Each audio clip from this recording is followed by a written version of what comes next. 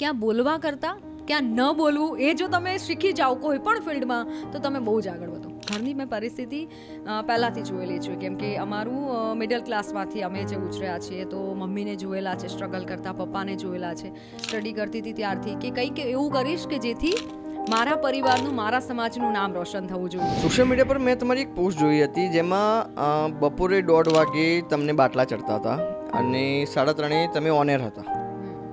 એ incident શું હતું? હું ક્યારેક ડરતી હોઉં ને કંઈક કરતા વખતે તો મમ્મીને એવું કહું કે મમ્મી મને આવા બહુ ડર લાગે છે. તો મારા મમ્મીને હંમેશા એક વાત હોય, તને ત્યાંથી પાછી તો આવવા દેશે ને, ના થાય તો પાછી આવતી રહે છે, કંઈ ના થાય તો પણ તું જા. અમે તો 8:30 ટીવી સામે બેસી ગયા કે અત્યારે આવવાનું છે ને ઘરમાં બધા કૂદવા લાગ્યા કે મિત્તલ ટીવીમાં આવી. હવે એક સૌથી વધુ તમારા કોમેન્ટમાં પૂછાતો પ્રશ્ન, તમે સિંગલ છો? આટલી કોમેન્ટ કરતા હોય છે, કેવી રીતે હેન્ડલ કરો છો આટલું માય બધું? ગોડ, હવે સાચો સવાલ આવ્યો. તો 2 લોકો હતા અને એમને મારી સાથે હાથ મિલાવ્યો. મેં કીધું હા કેમ છો આમ તેમ, અને એ તો રાઉન્ડમાં મારી પાછળ વિડીયો બનાવે છે. હું આમ શોક થઈ ગઈ કે તમે પૂછો તો ખરી. ઘણા લોકોને એવું થતું હોય છે, ઘણા બધા મેસેજ કરતા હોય તમારી સેલરી 2-3 લાખ તો હશે જ, સેલરી ઉપર જતા હોય છે. કેટલી છે salary? સેલરી કોણ કે મને જ્યારે કંઈ જ ના ગમતું હોય ને કે હવે કંઈ મજા નથી આવતી ત્યારે મારા મમ્મી સાથે વાતચીત કરું અને અથવા તો બુક વાંચવાનું ચાલુ, એટલે ફરી એનર્જી આવી જાય.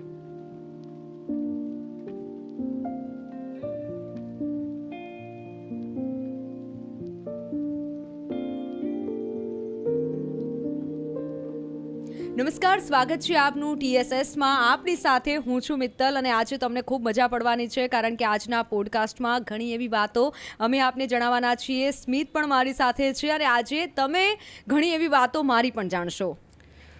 તો તમે જોઈ જ લીધા છે ગેસ્ટ કોણ છે, સોશિયલ મીડિયા પર જે છાયેલા છે અને એક જ પોસ્ટથી કોમેન્ટ અને લાઇકનું આખું આમ ભરમાર થઈ જાય છે. વ્યક્તિત્વ ખૂબ જ ગજબ છે. આપણે આજે જાણીશું એ શું કરે છે, કેવી રીતે આ સ્ટેજ સુધી પહોંચ્યા, સોશિયલ મીડિયામાં આટલા બધા ફોલોવર, આટલા બધા ફેન્સ કેવી રીતે ભેગા કર્યા, એ ઉપરાંત એ ડે ટુ ડે રૂટીન એમના કેવા હોય છે, ન્યૂઝ ચેનલમાં કેવી રીતે કામ કરે છે, તમામ વસ્તુ આપણે આજે જાણીશું. First of all welcome Mittal. Thank you. કેમ છો? મજામાં? એકદમ મજામાં. ન્યૂઝ કરીને જ આવી છું. કેવી લાઈફ કેવી રહે છે, ડેલી રૂટીન લાઈફ કેવી, ન્યૂઝ ચેનલમાં કામ કરવું અને કેવી લાઈફ કેવી છે? ગજબ, એટલે જોરદાર. એમ કે ખાસ પહેલાં તો બધાને થેન્ક યુ. જેવું તમને ટીવી પર દેખાય છે કે યાર કેટલું સરસ મજાનું આ બોલે છે અને ઘણા લોકોને એવું લાગે છે કે સરસ મજાનું આટલું જ બોલવાનું હશે, પણ એની પાછળ સ્મિત બહુ જ મોટી દુનિયા છે અને એની જ આજે આપણે વાત કરીશું. બહુ જ મોટી દુનિયા છે અને ગજબ, એમ કે તમને ટાઈમ જ બીજો કામ માટે ના મળે એવી દુનિયા છે. તમારા બાળપણથી શરૂ કરવું છે કે કેવી રીતે તમે ન્યૂઝ ચેનલમાં આવવાનું કે એક ન્યૂઝ એન્કર બનવાનું સપનું જોયું, પાછળ થોટ પ્રોસેસ કેવી હતી, તે તમામ વસ્તુ જાણવી છે. બાળપણ કેવું હતું તમારું? આમ મસ્તીખોર હતા, કેવા હતા, શાંત હતા, કેવું બાળપણ હતું? ના, હું ભણવામાં બહુ, એટલે આમ ખુદના વખાણ તો ના કરાય પણ ભણવામાં સારી હતી અને એટલે ભણવામાં પણ સારું અને શાંત કહેવાય ને કે ઘરની પરિસ્થિતિ સમજે એવી છોકરી, એ ટાઈપ. અને અમે 3 બહેનો 1 ભાઈ છીએ, એટલે મારો ત્રીજો નંબર છે, એટલે દરેક આમ મમ્મીની વાત માનવાની ને એ ટાઈપ. અને સ્કૂલમાં પણ હું હોશિયાર હતી, મોનિટર હતી, પણ બધા ફ્રેન્ડ્સ હતા એ પાછા છેલ્લી બેન્ચીસવાળા હતા અને હું પહેલી બેન્ચીસે બેસતી હતી. એટલે બાળપણ પણ બહુ સારું રહેવું છે, પણ કંઈક નવું કરવાનું. એટલે મને ઘણા બાળપણથી જ આમ એવોર્ડ્સ અને કહેવાય ને આમ ભાગ લેવો, ચિત્રકલામાં ભાગ લેવો, ડાન્સમાં ભાગ લેવો, એટલે એ બધું મને બહુ જ પહેલાંથી ગમતું. તો કઈ એજ પર આવીને તમે વિચાર્યું કે હવે ન્યૂઝ ચેનલમાં કે ન્યૂઝ એન્કર થવું છે કે આવું કંઈક કામ કરવું છે? બિલકુલ. પહેલાં તો હું મારી જો સ્ટડીની વાત કરું તો 1 થી 7 ધોરણ સુધી મેં ગવર્મેન્ટ સ્કૂલમાં પહેલાં સ્ટડી કર્યું અને પછી પ્રાઇવેટ સ્કૂલમાં કર્યું. પણ ત્યારથી જે એક જર્નીની સ્ટાર્ટ થઈ, સ્ટ્રગલ પીરિયડ રહ્યો હતો અમારો પહેલાં. પણ જ્યારે પહેલાં આપણને ના ખબર હોય કે કઈ રીતે કરવું, કેમ કે મારા પરિવારમાંથી કોઈ મીડિયામાં આવ્યું હોય એવું નથી, એમ કોઈ ફેમિલીમાંથી મીડિયામાં નથી આવ્યું. તો મમ્મી પપ્પા જ્યારે એકવાર ટીવી જોતા હતા અને હું પણ ત્યાં બેઠી હતી અને એક રિપોર્ટર કે કોઈક એવું હતું, એ જોરદાર આમ સવાલ પૂછતા હતા આમ લોકોને અને ડિબેટ ચાલતી હશે ત્યારે મને એવું થયું કે યાર આ કરવા જેવું છે, કેમ કે આમાં એક કોન્ફિડન્સ લેવલથી એ લોકો પૂછે છે અને લોકો સુધી પહોંચી શકે એમ છે. તો ત્યારે મનમાં એમ થોડું ક્લિક થયો વિચાર કે આ કંઈક કરવા જેવું છે, પણ ખબર નહીં કે ત્યાં પહોંચવું કઈ રીતે. ઘરમાં આપણે આમ બેઠા હોઈએ અને આમ ટીવી જોતા હોઈએ તો કેવું લાગે આમ કે ત્યાં કઈ રીતે પહોંચવું, અને કોઈ હતું પણ નહીં પરિવારમાં કે કોઈ એવું ગાઈડ કરી શકે એવું. પણ પછી ધીમે ધીમે પછી તો મેં બીકોમ લઈ લીધું, પણ એક ફ્રેન્ડે મને એવું કીધું, એટલે મેં બધા સાથે આમ વિચારો શેર કરતા હોઈએ, તો મેં કીધું મારે છે ને ટીવીમાં આવે ને એ કરવું છે. તો એને કીધું કે એ માટે જર્નલિઝમ કરવું પડે તો ત્યાં જોબ મળી શકે. અને પછી મેં જર્નલિઝમ કર્યું, માસ્ટર કર્યું જર્નલિઝમમાં, અને પછી આવી રીતે જર્ની સ્ટાર્ટ થઈ. આ જર્નલિઝમની સ્ટાર્ટ થઈ, પણ એ પહેલાં જે બાળપણમાં સ્કૂલિંગ જર્ની હતી એની યાદો કેવી છે મિત્રો સાથેની, કે સ્કૂલમાં કેવી યાદો છે? બહુ જ જોરદાર. એટલે સ્કૂલમાં તો મેં કીધું એમ, એટલે પહેલાં તો કંઈ જ ખબર નથી પડતી, એમ કહેવાય ને, ગયા સ્કૂલે અને આવ્યા દુનિયાદારી. અને ત્યારે તો આપણા સમયમાં સોશિયલ મીડિયા, એટલે હું કોલેજમાં આવી પછી સોશિયલ મીડિયા સ્ટાર્ટ થયું, એટલે ત્યારે તો સોશિયલ મીડિયાનો પણ એટલો ક્રેઝ નહોતો. એટલે જે ફ્રેન્ડ્સ હોય, ટ્યુશનમાં જતા હોઈએ, અને એ જે આપણું લોકો સાથે અને ખાસ ફ્રેન્ડ સાથે હોય એ જ બસ. બીજું તો આપણે કોઈ એવા ખરાબ એમાં હતા નહીં કે ત્યાંથી આપણને મમ્મી પપ્પા એમ કે હવે તારે ભણવામાં ધ્યાન આપવું પડશે. એટલે ઘરની મેં પરિસ્થિતિ પહેલાંથી જોયેલી છે, કેમ કે અમારું મિડલ ક્લાસમાંથી અમે જે ઉછર્યા છીએ, તો મમ્મીને જોયેલા છે સ્ટ્રગલ કરતા, પપ્પાને જોયેલા છે. એટલે ત્યાંથી એમ હતું કે ના, કંઈક કરવું છે. જે પણ ફિલ્ડમાં મેં પહેલાંથી વિચાર્યું હતું. 11મા કે 12મા ધોરણમાં હતી, સ્ટડી કરતી હતી ત્યારથી, કે કંઈક એવું કરીશ કે જેથી મારા પરિવારનું, મારા સમાજનું નામ રોશન થવું જોઈએ, અને દુનિયામાં એક એવું હોવું જોઈએ કે ના, આ વ્યક્તિ કંઈક સારું કરે છે. તો અત્યારે તમે જોરદાર નામ રોશન કર્યું છે અને ડંકો વગાડ્યો છે. કદાચ સમાજમાં દરેક વ્યક્તિ તમારા કારણે તમારા માતા પિતાને ઓળખતા હશે. કેટલી ખુશી થાય છે એ જોઈને, કેટલી ખુશી થાય છે? બહુ જ ખુશી થાય છે. ખુશી ત્યારે એવું થાય છે કે જ્યારે લોકો એવું કહે કે મારા પપ્પાનું નામ અજીતભાઈ છે, તો એમ કે આ તો અજીતભાઈની છોકરી છે ને, એ ટાઈપનું જે કહેતા હોય એવું મેં આશા રાખી હતી. પણ મારા પપ્પાને બધા એમ કે તમે ટીવીમાં આવે એ તમારી છોકરી છે ને, એ જ્યારે લોકો કહેતા હોય ને ત્યારે બહુ મજા આવે. અને જ્યારે ક્યાંય પણ કોઈ પ્રસંગમાં મારા પપ્પા કોઈને મળતા હોય ત્યારે મારા પપ્પાને બધા પૂછતા હોય કે તમારી છોકરી ટીવીમાં આવે છે ને, તમારી છોકરી મિત્તલ ખાણિયા ને, આવું કહેતા હોય ને, ત્યારે એમ થાય કે ના, આપણે જે જગ્યાએ જઈ રહ્યા છીએ, જે કામ કરી રહ્યા છીએ, પરફેક્ટ પકડ્યું છે. એમ પરિવારના લોકો ખુશી વ્યક્ત કરતા હોય છે તમારી સામે કે આજે આવું થયું હતું ને આજે આવું થયું હતું, ખૂબ મજા આવીને એવું? હું એક મસ્ત વાત શેર કરીશ. જ્યારે હું મીડિયામાં નથી, અને ત્યારે તો કદાચ હું 11થમાં કેમ હતી, અને એક અમારા સ્કૂલના જ એક આવ્યા હતા મીડિયાથી, એ લોકોનું કંઈક હતું પ્રોગ્રામ કેવું, તો ત્યાં મારી એક નાની બાઇટ હતી એમ. તો એ વખતે પહેલી વાર હું ટીવીમાં આવી હતી, અને નાનું પૂછ્યું હતું કે તમે ભણવામાં કઈ રીતે કરો છો, અને મેં નાની બાઇટ આપી હતી. પણ એ દિવસે જે લોકો ખુશ થયા છે ઘરના, કે આટલા વાગે એ લોકોએ કહીને ગયા હતા રિપોર્ટર કે આટલા વાગે આવવાનું છે, 9 વાગે, તો અમે તો 8:30થી ટીવી સામે બેસી ગયા કે અત્યારે આવવાનું છે, ને ઘરમાં બધા કૂદવા લાગ્યા કે મિત્તલ ટીવીમાં આવી. અને જ્યારે પહેલી વખત હું ટીવીમાં આવી ત્યારે મેં નહોતું કીધું કે હું આજે આવવાની છું. અને હા, એ પણ કહી દઉં કે મેં VR ઇન્સ્ટિટ્યૂટમાંથી જર્નલિઝમનો કોર્સ કર્યો છે. કોઈને જર્નલિઝમ કરવાનું હોય તો ગુજરાત યુનિવર્સિટી, ઘણા જગ્યાએ કોર્સ થાય છે આ, પણ મેં VR ઇન્સ્ટિટ્યૂટમાંથી કોર્સ કર્યો છે, જે ગુજરાત ગવર્મેન્ટ જ કરાવે છે. તો ત્યાંથી જ મેં ઇન્ટર્નશિપ પણ કરી. તો ત્યાં એવું હતું કે તમે ઇન્ટર્નશિપની સાથે એ લોકોએ ચેનલ પણ શરૂ કરી હતી. તો ઇન્ટર્નશિપની સાથે અમે તમને ઓન સ્ક્રીન પણ બતાવશું, જેથી કરી અને તમારો અનુભવ પણ વધે અને તમે કરી શકો એમ. તો પહેલી વાર હું ત્યારે ટીવીમાં આવી, મેં ઘરે કીધું નહોતું કે હું આજે આવવાની છું એમ, અને મેં ટીવી ચાલુ કરી અને રાખી દીધું, VR ચાલુ કરી, અને પછી 5 મિનિટ રહી હતી ત્યારે મેં કીધું કે જો આજે હું આમાં ટીવીમાં આવું. તો ઘરે કોઈ વિશ્વાસ જ ના કરે કે ના એવું ના હોય. મેં કીધું હું એ જ ભણું છું તો એ ટીવીમાં તો આવવાની જ છું. અને પછી એ લોકોએ જોઈ, ત્યાં મને જ્યારે ટીવી સ્ક્રીન પર જોયું અને મેં કીધું હું છું મિત્તલ, ત્યારે મારા મમ્મી રડવા લાગ્યા. અને એ આમ શબ્દો ના મળે એમ એ ખુશી કહેવા માટે. કેમ કે તમે જ્યારે કદાચ ભણતા હતા, કે જે મિત્રો સાથે વાત થઈ કે જર્નલિઝમ કરીને ટીવીમાં આવી શકાય, કેમ કે તમારી પણ અંદરની ઘણી ઈચ્છાઓ હશે કે એક દિવસ ટીવીમાં આવીશ, આવી રીતે કામ કરીશ, જર્નલિઝમ કર્યું છે તો આવું કામ કરવા માગીશ.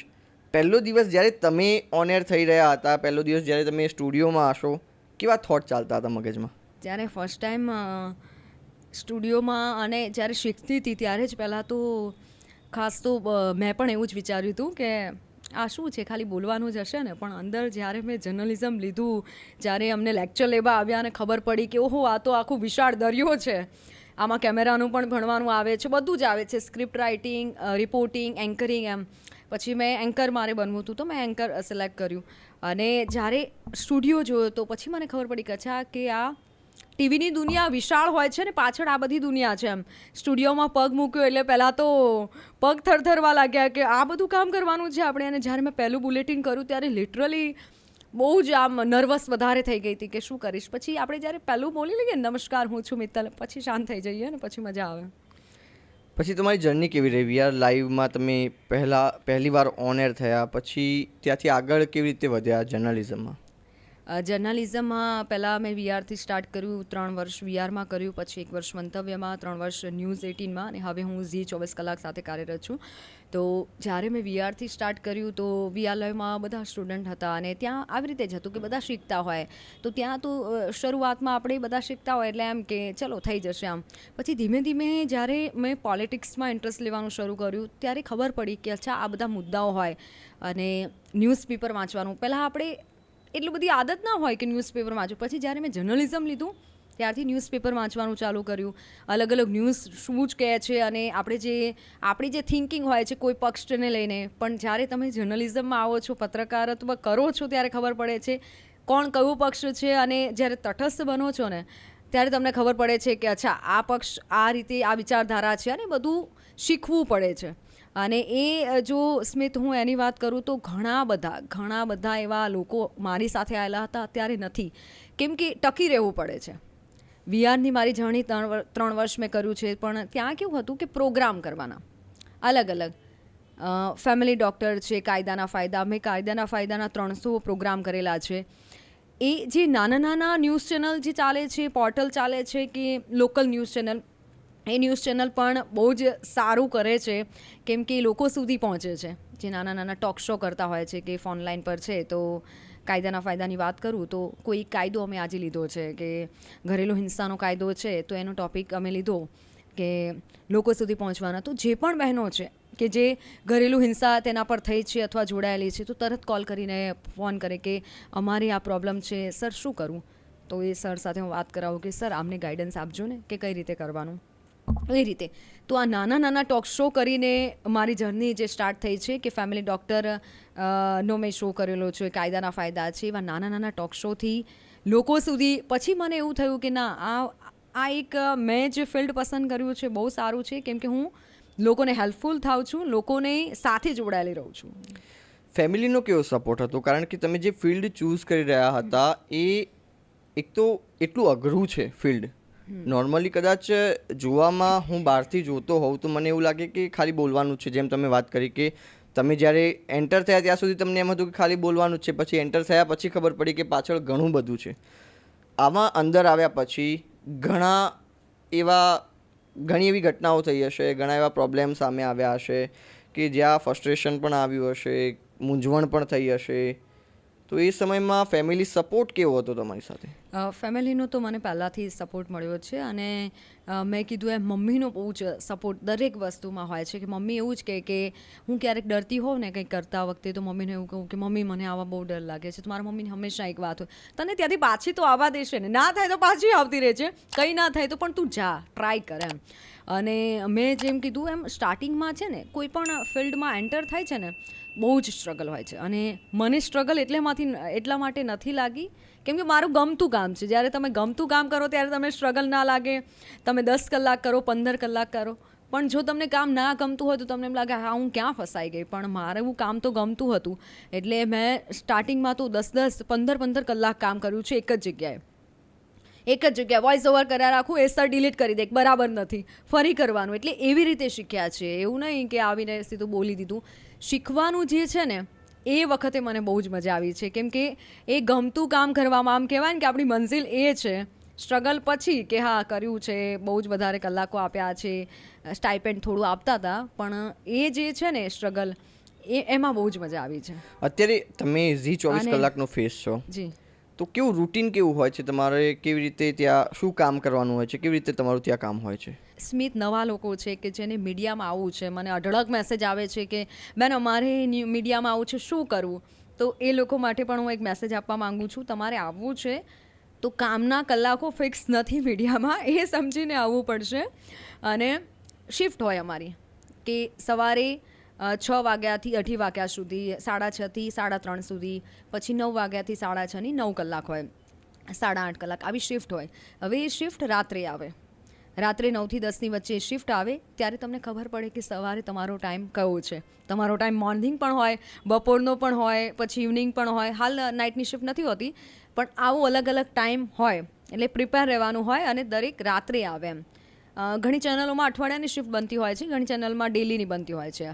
હવે તમે આખા દિવસનું કામ કરી રહ્યા છો અને એની વચ્ચે કંઈક મોટું આવી ગયું અથવા તો કોઈનું ઇન્ટરવ્યૂ લેવાનું થવું છે તો તમને અર્જન્ટ બહાર પણ મોકલી શકે. કોઈ એવી ઘટના બની છે તો તમારે બહાર પણ જવું પડે. એટલે એલર્ટ કહેવાય ને, 24 કલાક એલર્ટ રહેવું પડે. ફોન તમારે સાયલેન્ટ નથી રાખવાનો આમાં. એટલે ઝીમાં આવું છે અત્યારે, એટલે દરેક ચેનલમાં આવું જ હોય છે કે તમારે કામ કરવાનું છે પણ એલર્ટ પણ રહેવાનું છે.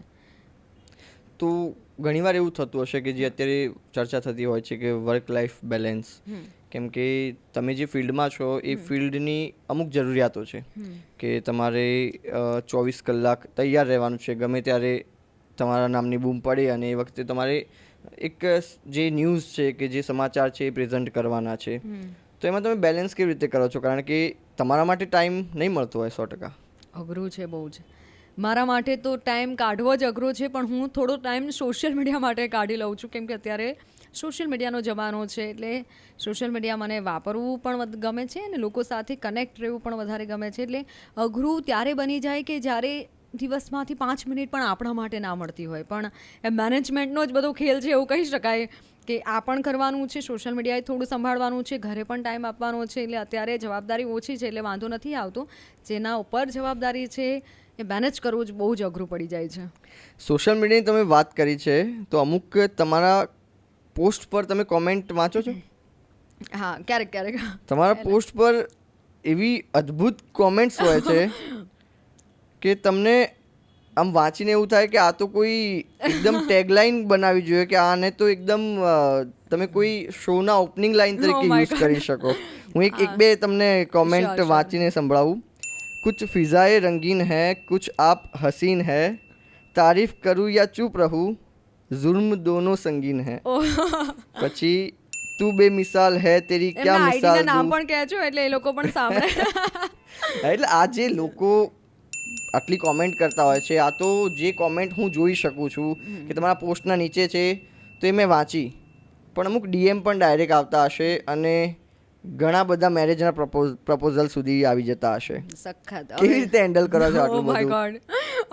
હવે સાચો સવાલ આવ્યો. હેન્ડલ કરવાનું વિચારો તમે. કમેન્ટ આટલી છે તો પર્સનલમાં ડીએમ કેટલા હશે?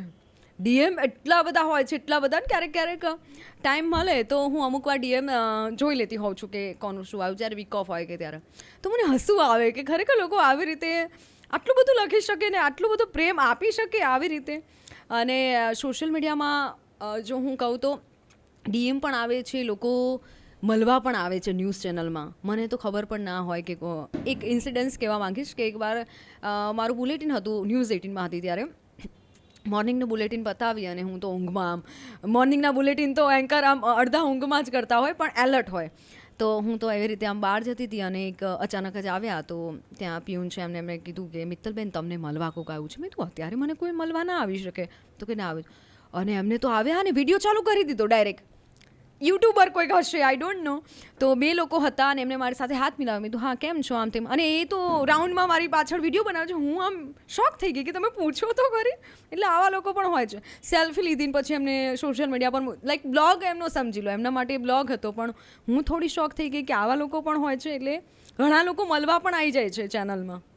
કોઈ વાર એવી મુશ્કેલી ઊભી થઈ છે કારણ કે અમુક ફેન્સ એવા હોય છે કે જે તમારી પર્સનલ લાઈફને સમજી નથી શકતા અને પાછળ પડી જતા હોય છે. એક જે અન્ય શબ્દોમાં કહીએ તો સ્ટોક કરતા હોય છે કે એકદમ તમારી લાઈફમાં હેરાનગતિ ઊભી કરતા હોય છે. તો એવા કોઈ ઇન્સિડન્ટ તમારી સાથે બન્યા છે? એટલે આવા બધા તો મારી સાથે ઓછા ઇન્સિડન્ટ્સ બને છે. લોકો સારી રીતે મને અત્યારે સપોર્ટ કરી રહ્યા છે ને, પણ ઘણા એવા હોય છે કે જે આપણી પ્રોફાઇલ સ્ટોક કરતા હોય, એવા મેસેજ કરતા હોય ને. એક કહેવા માંગીશ, એક યુઝર કોઈક હતું, હવે એમનું નામ નથી યાદ, પણ એટલા બધા ફોટા મૂકે મારા, એવું લાગે કે મારું આઈડી છે. મારા ફોટો એડિટિંગ કરી એમની સાથે મૂકે. એટલે આપણે શોખ થઈ જાય. 2-3 લોકોએ મને મેસેજ કર્યો કે મિત્તલ આ કોણ છે? મેં કીધું મને નથી ખબર. પછી હું સિમ્પલી કંઈ નથી કરતી, હું બ્લોક કરી દઉં છું. અને હું અમુક કમેન્ટ કદાચ મારામાં ઘણી સારી જ કમેન્ટ આવે છે, પણ કોઈક એવી કમેન્ટ પણ આવે ને હું ડિલીટ કરી દઉં. એમ કે હું નેગેટિવમાં ઓછી પડું છું, પણ પોઝિટિવ શું છે એ તરફ વધારે જતી હોઉં છું. પણ આવા લોકો પણ છે કે ફોટો એડિટ કરે, સતત કોલ કર્યા રાખે, અલગ અલગ નંબરોથી કોલ કરે. એટલે આ બધું પણ તમારે સાચવવું પડે. મિત્તલ, આ સ્ટોકિંગને એની વાત થઈ રહી છે, એક વધુ એક કોમેન્ટ મારા નજરમાં આવી. એ થોડીક મજાની કોમેન્ટ છે કે ઓલરેડી આટલા તમે સુંદર છો કે આના માટે કોઈ ડિગ્રી કરવી પડે. એટલે લોકો આવું લખતા જ હોય છે. અને ખરેખર તમે અત્યારે વિચાર્યું આવી કમેન્ટ છે, આવી ઘણીવાર મને કમેન્ટ જોઈને હસવું આવતું હોય. ખબર છે હવે એવો ટ્રેન્ડ નીકળ્યો છે કે કમેન્ટમાં લોકો કમેન્ટ બેક પણ લખતા હોય. તો ઘણા એવા લોકો છે કે મારા વિશે કોઈ કંઈક કમેન્ટ લખ્યું હોય તો બીજો પાછો ત્યાં આવી અને બીજી કમેન્ટ લખશે. એટલે આવી રીતે ચાલતું જ હોય છે. તમારી 200K ની ફેમિલી છે સોશિયલ મીડિયા પર. શરૂઆત કેવી રીતે થઈ આ ફેમિલીની? શરૂઆત એવી રીતે થઈ કે હજી બહુ જ ઓછા સમયમાં મને લોકોનો સારો રિસ્પોન્સ મળ્યો છે. અને સોશિયલ મીડિયા મારે યુઝ કરવું હતું, પણ મને એમ કે કંઈક એવી રીતે સોશિયલ મીડિયાનો આપણે ઉપયોગ કરીએ કે જેથી કઈ રીતે લોકોને હેલ્પફુલ થઈ શકાય, એમ લોકો સુધી કઈ રીતે પહોંચી શકાય. તો પહેલાં સ્ટાર્ટિંગનો 15 દિવસ કે એમ જ્યારે મેં મૂકવાનું શરૂ કર્યું ત્યારે મેં એમ જ મૂકી દીધો હતો કે કેવી છે ઠંડી તમારા વિસ્તારમાં, તમે કમેન્ટ કરીને કહેજો. અને એવી રીતે મેં શિયાળાનો સમય હતો ને શરૂ કર્યું હતું સોશિયલ મીડિયાનું. પછી ધીમે ધીમે મેં યોજનાઓના વિડીયો મૂકવાના ચાલુ કર્યા કે આ યોજનાઓ છે. સ્મિત, ઘણી ખરી એવી યોજનાઓ છે કે જે લોકો સુધી પહોંચી જ નથી શકતી, જેના ખરા હકદાર લોકો છે અને યોજનાઓ નથી પહોંચી શકતી. અમુક જે વચેટિયા કે કોઈ પણ એનો જે લાભ લઈ જાય છે અને તેના કારણે જે અધિકારીઓ અને અરજદાર વચ્ચે જે કોમ્યુનિકેશન થવું જોઈએ એ નથી થતું. અને મારો એવો પ્રયત્ન હતો કે ચલો આપણે એવા રીલ બનાવીએ, એવા વિડીયો બનાવીએ, સોશિયલ મીડિયાનો ખરો ઉપયોગ કરીએ કે જેથી લોકોને માહિતી મળે અને લોકોને ઉપયોગ થાય. તો શરૂઆતમાં મેં એક યોજનાનો વિડીયો બનાવ્યો હતો. ત્યાં લોકોનો ખૂબ સારો રિસ્પોન્સ આવ્યો. ખૂબ શેર થઈ એ રીલ, કે અમારા ફેમિલી ગ્રુપમાં પણ શેર થતી એ રીલ પહોંચી હતી. અને બહુ જ સારું. પછી લોકોની કમેન્ટ મેં જોઈ અને મારા પર્સનલમાં DM આવવા લાગ્યા કે બેન બહુ સારું બનાવો છો રીલ, બસ આવા જ રીતે વિડીયો બનાવો છો. ને પછી તો નવી નવી યોજનાઓ વિશે લોકો મને પૂછવા લાગ્યા કે બેન આ યોજના ખરેખર સાચી છે. એટલે લોકોનું એમ કહેવાય ને કે ફોલોવર્સ વધતા જાય ને એમ જવાબદારી વધતી જાય. આપણને ગમે કે અમારા ફોલોવર્સ વધે છે, લાઇક્સ વધે છે, પણ જવાબદારી એમ વધે. કેમ કે લોકોને એવું હોય કે આ કંઈક એવું મૂકશે કે જેથી ફાયદો થાય, એવું કે સાચી માહિતી હશે. એટલે પછી મેં યોજનાઓના રીલ ચાલુ કર્યા બનાવવાના. એનો ખૂબ સારો રિસ્પોન્સ થયો. જેમ કે તમને વિડીયો તમારી પાસે પહોંચ્યો છે, ચલો તમને કામ નથી એ વિડીયોનું, પણ તમારી આસપાસ કોઈ એવું હોય કે જેને યોજનાઓનો લાભ થઈ શકતો હોય તો તમે એને શેર કરો. એટલે આપણો એવો પ્રયત્ન હોય દરેક લોકોનો કે લોકોને હેલ્પ થાય એવું કંઈક કરીએ. એટલે મેં સોશિયલ મીડિયાનો ઉપયોગ એવી રીતે ચાલુ કર્યો, યોજનાઓથી, ભરતીથી. ઘણી એવી ભરતીઓ હોય છે કે જેની ઇન્ફોર્મેશન નથી ખબર હોતી, યુથને નથી ખબર હોતી, તો મેં એવા વિડીયો બનાવવાના ચાલુ કર્યા. યોજનાઓના છે કે પછી ન્યૂઝ જરૂરી છે, પણ સ્વાભાવિક છે કે કદાચ કોઈ તમે ટીવી ચાલુ નથી કરવાના સવારે 9 વાગે 8 વાગે ઉઠી, પણ કદાચ મારો વિડીયો આવી ગયો હોય તો કોઈ અગત્યની ન્યૂઝ છે, કોઈ બ્રિજ બંધ રહેવાનો છે, ક્યાંય એક્સિડન્ટ થયું છે, કોઈ ભાવ વધારા થયા છે, તો હું એવા ન્યૂઝના નાના નાના વિડીયો બનાવવાનું મેં શરૂ કર્યું અને લોકોનો રિસ્પોન્સ ખૂબ ખૂબ સારો મળ્યો. જ્યારે તમે સીધા લોકો સાથે કનેક્ટ થતા હોય છે, તમે જેમ વાત કરી કે જવાબદારીઓ વધતી હોય છે, એ સામે લોકોની આશા પણ વધતી હોય છે કે લોકો ક્યારેક એવા પણ તમને મેસેજ કરતા હશે કે આ યોજનાનો અમે આવી રીતે આવું ફોર્મ ભર્યું છે ને અમને લાભ અપાવો, કે અમને આવું અહીંયા અધિકારી આવી રીતે હેલ્પફુલ નથી થઈ રહ્યા તો તમે હેલ્પ કરો કંઈક. તો એવા સમયમાં તમે કેવી રીતે ડીલ કરો છો? બહુ જ સાચી વાત છે. એવું થાય છે. ઘણા એવા DM પણ આવે છે કે અમારા ગામમાં તો બેન આવી રીતે પૈસા માંગે છે આ યોજનાના. ત્યારે ખરેખર આપણને થોડું દુઃખ થાય કે આ ના હોવું જોઈએ અને ભવિષ્યમાં કદાચ ના પણ હોય. એટલે હું સ્મિત કોઈ વિડીયો મારો ક્યારેય પણ એમ જ નથી બનાવી દીધો કે ચલો વિડીયો ચાલુ કર્યો અને બનાવી દીધો. હું જે પણ યોજના ભરતીના વિડીયો બનાવું એનું પહેલાં બહુ જ રિસર્ચ કરું. એક દિવસ તો એનું રિસર્ચ કરું. એટલે ઘણી બધી વેબસાઇટમાં જોઉં કે ખરેખર આ યોજના અમલમાં છે અને આપણે મીડિયામાં છે, એટલે કોન્ટેક્ટ ક્યાંક ના ક્યાંક આપણને મળી જાય. એટલે પછી હું અધિકારીઓને ફોન કરું, જે તે અધિકારીને, કે સર આ યોજના અમલમાં અત્યારે છે, અત્યારે મળી શકે જે તે જિલ્લામાં કે. એટલે ક્રોસ વેરિફિકેશન કરી અને પછી વિડીયો મૂકું અને પછી ડાયરેક્ટ લિંક મૂકી દઉં કે તમારે જો આ યોજનાની એપ્લાય કરવી હોય, એપ્લિકેશન ભરવી હોય તો ડાયરેક્ટ આમાં જાઓ, ઓજસ પર જાઓ કે જે તે વેબસાઇટ હોય, ઈ કલ્યાણ છે કે જે બધી યોજનાઓ લોકોને ત્યાંથી મળી શકે, તો હું ડાયરેક્ટ એ યોજનાની લિંક મૂકી દઉં કે જેથી કરી અને લોકોને કોઈ પણ વચેટિયા કે કોઈ પણ થર્ડ પાર્ટી પર ડિપેન્ડ ના રહેવું પડે. કેમ કે ગામડાઓમાં થઈ રહ્યું છે, હજુ ઘણા એવા લોકો છે કે જે ચલો કોઈ પણ એવા લોકો છે કે જે વૃદ્ધ લોકો છે એની જોડે પૈસા લેવા માટે આ યોજનાના લાભ આપીને કે ચલો હું તમને આટલા પૈસા આપું છું, તમે મને તમે આટલા પૈસા આપજો, હું તમને યોજનાનો લાભ અપાવું. એટલે ઘણા લોકો સાથે આવું થાય છે, પણ એ ના થાય એટલે બનતો પ્રયત્ન હું કરું છું. બનતો મારો પ્રયત્ન હોય છે કે ડાયરેક્ટ ટુ ડાયરેક્ટ એ લોકો ફોર્મ ભરી દે અને એ લોકોને યોજનાનો લાભ મળે. ને એવી અઢળક યોજનાઓના વિડીયો બનાવ્યા છે, લોકો સુધી પહોંચ્યા છે અને લોકોએ લાભ પણ લીધા છે. અને પછી લોકો લાભ લીધા પછી લોકો મને મેસેજ કરે કે થેન્ક યુ. એટલે ત્યારે આપણને ગમે કે ચલો આપણે જે કામ કરી રહ્યા છીએ એ સારું છે.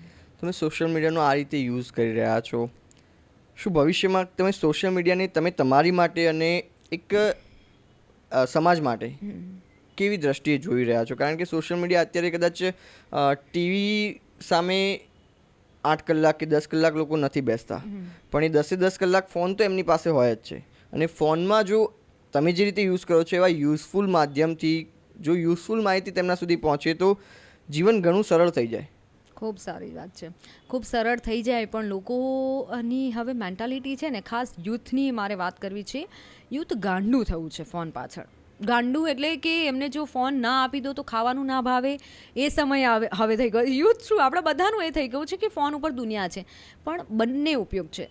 આપણે જો ધારીએ તો પૈસા પણ કમાઈ શકીએ છીએ અને એમાં આપણે કંઈક નામ પણ બનાવી શકીએ છીએ, પણ સારી રીતે પણ કરી શકીએ છીએ. એવું નથી કે આપણે બસ એવા રીલ બનાવ્યા અને આગળ વધ્યા. ફેમ બંને બાજુ હોય છે, નેગેટિવ ફેમ પણ મળે છે અને પોઝિટિવ ફેમ પણ મળે છે, પણ એ આપણા પર ડિપેન્ડ છે. એટલે બધા યુથને પણ મારે એ કહેવું છે કે તમે સોશિયલ મીડિયાનો ઉપયોગ કરો, પણ સારી રીતે. એમ તમે એકવાર આંખ બંધ કરી અને એવું વિચારો કે હું કરું છું એ સારું છે, અથવા કોઈ અજાણ્યા વ્યક્તિને આપણી રીલ બતાવી દો કે આ સારી રીલ છે મારી, અને જો એ અજાણ્યું વ્યક્તિ એમ કે હા તું બરાબર જઈ રહ્યો છો, તો પછી સ્ટાર્ટ કરો. એમ કોફી આવી ગઈ છે. સોશિયલ મીડિયાની વાત ચાલી રહી છે, આટલા બધા ફોલોઅર્સ છે તમારા, તમે દરરોજની એકાદી રીલ પોસ્ટ તમારી આવતી હોય છે, યોજનાના વિડીયોઝ હોય છે, તો કોઈ ટીમ હેન્ડલ કરે છે કે તમે પોતે જ આ હેન્ડલ કરો છો? ના, અત્યારે તો હું ખુદ જ હેન્ડલ કરું છું, પોતે જ. અને એડિટ પણ હું જાતે કરું છું, સર્ચ હેશટેગ બધું જેમ કહેવાય ને, અત્યારે તો બધું કરું છું, આગળ જોઈશું. પણ ખુશી ત્યારે થાય કે જ્યારે આપણે ખુદ બધું કરતા હોઈએ અને લોકોનો સારો રિસ્પોન્સ મળે. અને મેઇન છે ટાઈમ. મને આટલા બધા ફિક્સ અને બિઝી શેડ્યુલમાં મારે ટાઈમ કાઢવો એટલે બહુ જ અઘરું બની જાય. પણ જ્યારે મને આવું ટી ટાઈમ મળે, લંચ બ્રેક હોય કે ત્યારે હું ફટાફટ વિડીયો બનાવી અને એડિટિંગ કરવામાં, જેમ કે હું આ જે ભરતીના અને વિડીયો બનાવું છું એમાં વાર લાગે. એમ ડિટેલ્સ સાથે જ્યારે આપણે વિડીયો બનાવતા હોય ત્યારે ઘણી વાર લાગે, પણ એમાં હું ભલે વાર લાગે 1 કલાક થાય કે 2 કલાક રાત્રે ઘણી વાર જાગતી હો, 2-1 વાગ્યા સુધી જાગતી હો, પણ મારો વિડીયો કમ્પ્લીટ એડિટ ના થાય ને ત્યાં સુધી ના સૂવું, એવું છે. હવે એક સૌથી વધુ તમારા કોમેન્ટમાં પૂછાતો પ્રશ્ન, તમે સિંગલ છો? હા. તો જ્યારે પણ નીચે કોમેન્ટમાં હા આવે તો એના પછીની કોમેન્ટમાં વિશ્વાસ નથી થતો. તો તમારો આના સ્વાભાવિક છે કે આ એક બહુ યક્ષ પ્રશ્ન છે, એવું કહી શકાય કે ના થાય લોકોનો વિશ્વાસ. મને આ તમે વિચારો, મને પર્સનલમાં એટલા ડીએમ આવે છે, એટલા અનાજ. વચ્ચે મેં સાડીમાં એવું મૂક્યો હતો વિડીયો કે આમાં, એટલે કોઈક એવું લખ્યું હતું કે આ સાડીવાળો ફોટો જોઈને બહુ બધા માંગા આવી ગયા. તમારો રેડ તમે પેલું લહેંગા જેવું પહેર્યું હતું જે મેરેજમાં લોકો પહેરતા હોય છે, હા, તો એના નીચે બહુ જ કોમેન્ટ હતી કોંગ્રેચ્યુલેશન્સ વાળી. હા, એ મારા કઝિનના જ્યારે મેરેજ હતા ત્યારે પણ લોકો સમજ્યા હતા તમારા મેરેજ છે, મારા મેરેજ છે એવું લોકો સમજ્યા હતા. અને એટલે એમાં બહુ જ બધા લોકોએ લખ્યું હતું ને ડીએમમાં, પર્સનલ, ક્યારે તમે મેરેજ કર્યા, એવા ડીએમ આવવાના ચાલુ થઈ ગયા. પછી મારે લખવું પડ્યું કે આ મારા મેરેજનો નથી વિડીયો, એટલે મીન્સ હું તો સિંગલ જ છું, આ મારો નથી. તો પણ પર્સનલમાં એવો મેસેજ, તમે સિંગલ છો, તમારા મેરેજ કરવાના વિચાર છે, એટલે ડાયરેક્ટ પ્રપોઝલ આવી જાય છે. લોકો ગમે તેમ પ્રપોઝ. શું તમારો વિચાર શું છે હવે આગળ? ક્યારે તમે મેરેજ તરફ ક્યારે જોવાના છો? મેરેજનું તો એવું છે કે જ્યારે કોઈ એવું પાત્ર મળે કે જે મને સમજે, મારા ફિલ્ડને સમજે, ત્યારે કરી લઈશું. એક ક્રાઇટેરિયા કહી દો, એટલે જે તમને ડીએમ કરે છે તો એમને ખબર પડે કે હવે ડીએમ કરવા કે નહીં કરવા. ના, ક્રાઇટેરિયા બસ કંઈ જ નથી સ્મિત. મેં કીધું ને એમ કે આપણને માણસ સમજવો જોઈએ, એમ કે બદલાવ ના આવવો જોઈએ કે તું આવી થઈ જા તો હું તારી સાથે મેરેજ કરું, એવું નથી. કે જ્યારે એ સમય આવશે ત્યારે કરી લઈશું. અને મેઇન ખાસ વાત જે અત્યારે સોશિયલ મીડિયામાં અને બધી જગ્યાએ ચાલી રહી છે, એટલે એ થોડી લોયાલિટી હોવી જોઈએ એનામાં. ફિલ્ડને સમજે. આપણું તો ખબર, મારું ફિલ્ડ એવું છે કે 12 વાગે ઘરે આવવાનું થાય, 1 વાગે આવવાનું થાય, તો એ સમજી શકે એમ છે. આપણે તો એમને સમજવા માટે રેડી જ છીએ. તો સાંભળી લો, જે પણ સીધા ડીએમ કરે છે અને જેમને સીધા મેરેજ જ કરી લેવા છે, તો ડીએમથી નહીં મેરેજ થાય. કેમ કે એમના માતા પિતા મમ્મી પપ્પાની જોઈએ પરમિશન. હવે કદાચ જો તમારા માતા પિતા સોશિયલ મીડિયા પર હશે તો હવે ત્યાં મેસેજ જશે. બાપરે, ના ના, એ ના થવું જોઈએ. કે મમ્મી પપ્પાને તો એટલે ભાઈ ને બધા છે, પણ એ બધા આમ કહેવાય ને પાછળ છે, આમ પડદા પાછળ છે. પણ મમ્મી પપ્પાને હા એ પણ છે કે આ બધું જોયા પછી સમાજમાંથી માંગા આવવાના વધારે ચાલુ થઈ જતા હોય. પણ મમ્મી પપ્પા એમ ડાયરેક્ટ ના કે મિત્તલ તારા માટે આ માંગવા આવું છે, પેલા અંદર અંદર જોઈ લે કે છોકરો કેવો છે, પછી ના ના મારી મિત્તલને અત્યારે નથી કરવાનું, પછી એવું કહી દે. તો મમ્મી પપ્પાના તરફથી આશાઓ કેટલી છે હવે? બહુ જ આશાઓ છે. અને મારા પપ્પાનું એવું કહેવું છે કે બેટા આપણે નામ કમાયું છે તો નામ વેડફવાનું નથી. એમ થઈ શકે એટલું આપણે આપણામાં ઇમ્પ્રુવમેન્ટ આવવું જોઈએ. અને મમ્મીનો ખૂબ સપોર્ટ રહ્યો છે. અને મારા મમ્મીનું હંમેશા એવું કહેવું છે, થઈ શકે એટલું તમે આગળ જાઓ, પાછળ વળીને ના જો. એટલે માંગા આવતા હોય કે ગમે તે રીતે તો પ્રેમથી એ લોકોને કહેતા હોય કે ના અત્યારે નથી એમ. તો તમે આગળ વધવાનું વિચારી રહ્યા છો હવે, તો તમે કેવી રીતે તમારું ફ્યુચર કેવી રીતે જોઈ રહ્યા છો? તમે શું આગળ કેવા કેવા શિખરોને જોઈ રહ્યા છો કે એ સર કરવા છે? બહુ જ બધી પ્લાનિંગ ચાલી રહી છે અને ઘણું ખરું નવું કરવું છે. પણ એ બધામાં એક જ મારો ગોલ અને મોટિવ લઈને સાથે ચાલવું છે કે કંઈક એવું કરીએ ને કે જેથી લોકોને પણ બેનિફિટ થાય. અને મને પહેલાંથી એવું છે કે હું લોકોને માહિતી આપું. અને મારું ફિલ્ડ એ છે, એટલે હવે તો જીવન સાથે ઘડાઈ ગઈ છે વાત, ટોક કરવાની, કોમ્યુનિકેશન. એટલે એવું કંઈક કરીશું કે જેથી લોકોને હેલ્પફુલ થાય, લોકોને માહિતી મળે, લોકો સાથે જોડાયેલા રહે. એટલે ઘણા એવા પ્રોજેક્ટને ઘણી પ્લાનિંગ એવી ચાલી રહી છે. આગળ જો ભગવાન કરીને સફળ રહે છે તો બધું જ કરીશું. પણ સોશિયલ મીડિયામાં અત્યારે જે 2 લાખ પબ્લિક છે, 2 લાખ પબ્લિકને એવું થવું જોઈએ કે ના અમે સાચા અને સફળ વ્યક્તિને અમે ફોલો કર્યા છે, અમને કંઈક ફાયદો થયો છે. 2 લાખ પબ્લિક તમારા એ ચહેરા પર જોડાયા છે કે તમે જે ઇન્ફોર્મેશન આપો છો, જે યુઝફુલ ઇન્ફોર્મેશન એમના સુધી પહોંચાડો છો, કે આ કોઈક જગ્યાએ એ ઇન્ફોર્મેશનથી લોકોને ફાયદો થાય છે, તો એ ખુશીથી લોકો તમારી સાથે જોડાયેલા છે. તમે પણ એવી ઈચ્છા રાખશો કે એ જે બંધન છે, એ જે તમે ઇન્ફોર્મેશન આપો છો એ કદી ક્યારેય તૂટે ના. એના માટે તમે ઘણી પ્રિપરેશન કરતા હશો, ઘણા પુસ્તક વાંચતા હશો, તમે જેમ કહ્યું કે યોજના વિશે રિસર્ચ કરતા હશો. તમે એ કેવી રીતે આ બિઝી શેડ્યુલમાં એનો કેવી રીતે સમય નીકાળો છો? પુસ્તકોથી લઈને, કોઈ સર્ફિંગ કરીને, નેટ પરથી એવી કોઈ યોજના જે લોકો સુધી નથી પહોંચી, તો એ સમય કેવી રીતે નીકાળો છો? એ સમય નીકળવાનું બહુ જ અઘરું ખરેખર થઈ જાય છે, કારણ કે બહુ ઓછો સમય મળતો હોય. અને એમાં મને રીડિંગ કરવાનો પણ શોખ છે. મારી ફેવરેટ બુક છે એટીટ્યુડ ઇઝ એવરીથિંગ. એટલે ઘણી બધી બુક વાંચેલી છે ને એના હું જોયા હોય તો સોશિયલ મીડિયામાં નાના નાના કટિંગ્સ મૂકતી હોઉં છું. તો એમાં પણ મને ડીએમ આવે છે કે આ કઈ બુક છે, એટલે હું મોકલતી હોઉં છું કે આપણાથી થઈ શકે એટલે લોકો સાથે કનેક્શન એવું રહે કે લોકો આવી બુક્સ વાંચતા થાય. હવે સોશિયલ મીડિયાનો જમાનો છે કે કોઈ બુક વાંચી લે એટલે એમ થાય આહા બુક વાંચે છે, પણ એ વાંચવું જરૂરી છે. અને મારું તો એવું ફીલ છે કે વાંચો તો જ તમે આગળ વધો. તો એ બહુ અઘરો સમય છે. પણ હું જ્યારે વીક ઓફ હોઉં, ડેલી તો નથી વાંચી શકતી, પણ વીક ઓફ હોય તો ઘણીવાર અડધી બુક એક સાથે વંચાઈ જાય. પણ મને બહુ જ ગમે છે, વાંચવું ગમે છે, લખવું, નાનું મોટું લખતી હોઉં. અને કદાચ મારા ઘરે કોઈ આવ્યું હોય કે કઝિન કે એવું, તો હું એને એક બુક આપી દઉં, નેક્સ્ટ ટાઈમ આવ ત્યારે પાછી લઈ આવજો, પણ આ વાંચ તું, એમ કે આ વાંચવું જરૂરી છે. અને મારું ખરેખર બધાની સામે કહું છું, મારું એક ડ્રીમ છે કે મારા ઘરમાં એક નાની મારી લાઇબ્રેરી હોય. એની બુક્સ ભેગી કરવાની અત્યારથી મેં શરૂ કરી દીધી છે, પણ આવું ડ્રીમ છે કે એક નાની લાઇબ્રેરી મારી હોવી જોઈએ કે જ્યારે ભલે સોશિયલ મીડિયાથી આપણે આગળ છીએ, પણ એક આપણો ઝોન એવો હોવો જોઈએ કે જ્યાંથી એ બધું જ્ઞાન આપણામાં છે, પણ એ આજુબાજુ હોવી જોઈએ બુક્સ. કેવા પુસ્તકો તમને ગમે છે? કેવા? મને મોટિવેશન ના વધારે ગમે છે. અને એક ખાસ કરી હિસ્ટ્રી છે, કેમ પણ મોટિવેશનવાળા વધારે વાંચતી હોઉં છું અને બધા સાથે શેર કરતી હોઉં છું કે જેથી એ વાંચી અને તરત જ આપણને એમ થઈ જાય કે ચલો આપણે કંઈક કરવું છે. ઘણી વખત દરેકનો એવો પિરિયડ આવતો હોય કે કંઈ ગમતું નથી યાર. અઠવાડિયામાં તો એકવાર મને પણ એવું થાય છે કે કંઈ ગમતું નથી, સોશિયલ મીડિયા બંધ કરી દેવું છે ને આ શું બધું ચાલી રહ્યું છે. પણ તરત પછી ત્યારે હું બુક વાંચું છું. મને જ્યારે કંઈ જ ના ગમતું હોય ને કે હવે કંઈ મજા નથી આવતી, ત્યારે મારા મમ્મી સાથે વાતચીત કરું અને અથવા તો બુક વાંચવાનું ચાલુ, એટલે ફરી એનર્જી આવી જાય. ફરી શું તમારી મમ્મી સાથે તમારી વાતચીત કેવી હોય છે? શું થાય છે? મમ્મી સાથે ગોસિપ હોય છે, નાની મોટી ગોસિપ હોય. એટલે મમ્મી, હું એવું કહેતી હોઉં કે મમ્મી આમ છે, આ ફિલ્ડમાં તો આમ છે, સોશિયલ મીડિયામાં બધા આવી રીતે કહેતા હોય, ત્યારે મમ્મીની જે વાતો છે ને, આમ દેશી ભાષામાં કહીએ ને તો મારા મમ્મી કાઠિયાવાડી છે, એટલે એવું કહેતા હોય કે આ બધું તો થવાનું જ છે, આપણે આપણું કરવાનું, આપણે આપણી કઈ રીતે જવાનું છે. અને મમ્મી ઓછું ભણેલા છે, પણ મમ્મીની જે આવડતને પહેલાંથી જે શીખવાડેલું છે મને દરેક જગ્યાએ કામમાં આવ્યું છે. એટલે મમ્મી એવું જ કહેતા હોય કે બેટા, એટલે હું એવું કહેતી હોય ને, મમ્મી એ બહુ અઘરું છે. વચ્ચે હુમા કુરેશી સાથે ઇન્ટરવ્યૂ હતું મારું, આવા કોઈ ઇન્ટરવ્યૂ હોય કે કંઈક એવું, તો મમ્મીને એવું કહું, મમ્મી નહીં થાય મારાથી આમ. તો મારા મમ્મી એવું જ કે આપણે કેવો સમય જોવું છે, એ સમય કરતાં તો આ સારો જ છે ને, એટલે તું કરી લઈશ એમ, તને પાછી તો આવવા દેશે ને, તું જાતો ખરી. બસ આવું એક શબ્દ બોલે ને તો હું કરી લઉં છું. ફેમિલીવાળા ડરતા હોય છે, કારણ કે ઘણીવાર સોશિયલ મીડિયા પર આવું થતું હોય.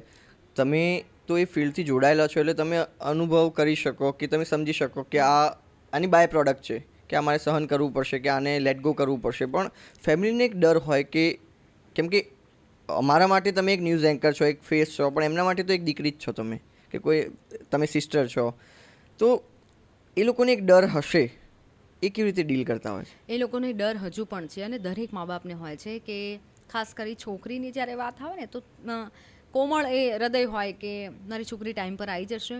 અને આ મારા ફિલ્ડમાં તો કોઈ ટાઈમનું નક્કી નથી હોતું, પણ મમ્મીનો ફોન આવી જ ગયો હોય ગમે તે સમય થાય કે એક તારે મેસેજ કરી દેવાનો અથવા કોલ કરી દેવાનો કે તું ક્યાં છે ક્યાં નહીં. એટલે એ અઘરું છે મમ્મી પપ્પા માટે પણ, કે રાત્રે આપણે 12 કે 1 વાગે આવતા હોય. હવે સોસાયટીમાં લોકોને ખબર ના હોય કે આ લોકોને સવારે 6 વાગે જવાનો સમય હોય અને આવવાનો એ આવો ટાઈમ હોય. એ લોકોને એમ થાય કે 6 વાગે કઈ જોબ ચાલુ થાય છે. મને એક આંટી આવું પૂછ્યું હતું સોસાયટીમાં, જ્યારે અમે નવા એ જગ્યાએ રહેવા ગયા હતા, ત્યારે 6 વાગેની આપણી શિફ્ટ હોય મોર્નિંગ. પણ કે 6 વાગે હોય, મેં તો ક્યારે જોબ આવી નહીં જોઈ. પણ પછી મારા એવા સમયે મારા ફેમિલીવાળા બોલી દે કે ના આવું છે એમ. તો આવા જજમેન્ટલ જ્યારે કોમેન્ટ આવતા હોય ત્યારે તમે કેવી રીતે રિએક્ટ કેવી રીતે કરતા મારે હોય છો? ઘણી વખત પાછી મારી સામે જવાબ આપી દેવાય છે ને, ઘણી વખત કે પણ ઘણી વખત હું કહી દઉં કે અમારો આવો હોય છે. આમ સ્પષ્ટતા આપવી પડે આપણે કે અમારો આવો ટાઈમ હોય છે, આમ હોય છે. પછી એમ કે તમારે તો શું, મારા મમ્મીને 2-3 લેડીઝે એવું પણ કીધું છે કે એ તો બહુ રૂપાળી દેખાય છે ને, એટલે એને લે જ લેવાના છે. એટલે આવા પણ જવાબ આવતા હોય છે લોકો.